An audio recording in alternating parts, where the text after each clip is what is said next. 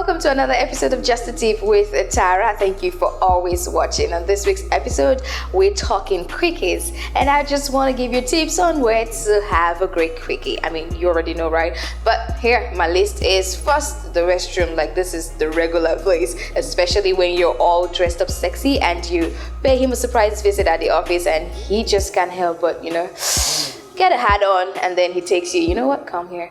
And then you go to the restroom, lock the door, or maybe there's some locker room, or maybe a sex room in his organization, or maybe her organization, as the case may be, You go out for lunch and then that happens. Amazing quickie. And then, of course, if you're at home, the kitchen is an amazing place to have a great quickie. Don't you know that? Try the kitchen.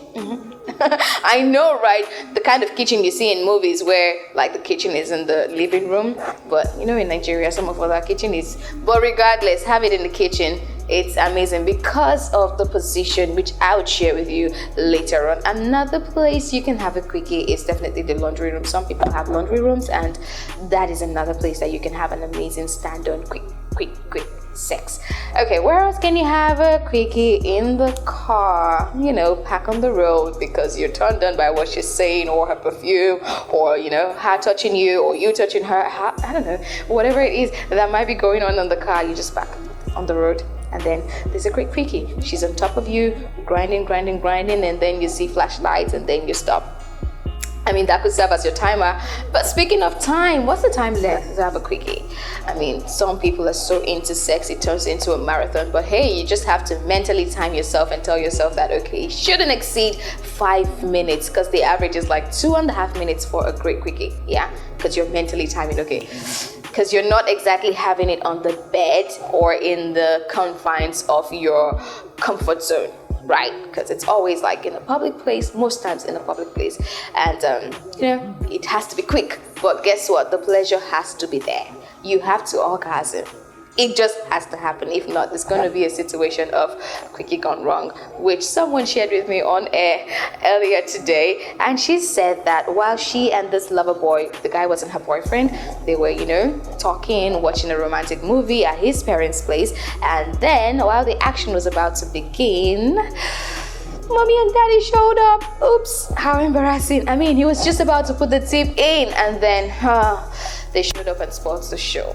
But, I mean, at the end of the day, they get to date each other and have amazing sex, which is good news after the bad sex or bad quickie. Or should I say quickie gone wrong? Which, of course, you can share with me your quickie gone wrong story in the comment section, okay? That time where you had a hat on and then, it was right there. You were just about to put it in and then it became flaccid.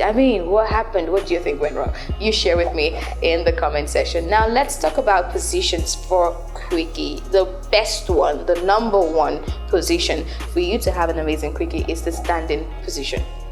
Or when, she has her back to the wall. Let's just describe it, right? She arches her back, right? And then you penetrate.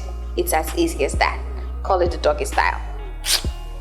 Okay, and now the song in my head is Kelly Rowland's Kisses Down Low. I like my kisses down low, makes me arch my back. Okay. That's the greatest position. You standing, both of you standing actually, and then she arches her back, and then you're going in under. Great one. And you go, and you release. Yeah, that's a quickie. You don't have to. No, there's no foreplay. That is called a quickie for a reason. There's no room for foreplay. No. No room for serene. Let's call it that. Yeah, maybe a little kisses. Yeah, slow kisses. And then you get into action. No time for foreplay, no time for... In fact, you don't even have time to, take off all the clothes and, fondle on the nipples and all of that. You just raise the skirt or the gown, or if it's a trouser, you take it down a little bit. Don't take it all off so you can, wear it back sharp before someone comes in and spoils it or knows what went down in the room, right? I think I want to have a quickie right now. A little break for a quickie? Okay. No, wait. Can I call a head game a quickie? No? Okay, no. A quickie involves penetration, and as far as I'm concerned, if I don't come, it's a quickie gone wrong quickie. Yeah, a quickie gone wrong quickie if I do not come.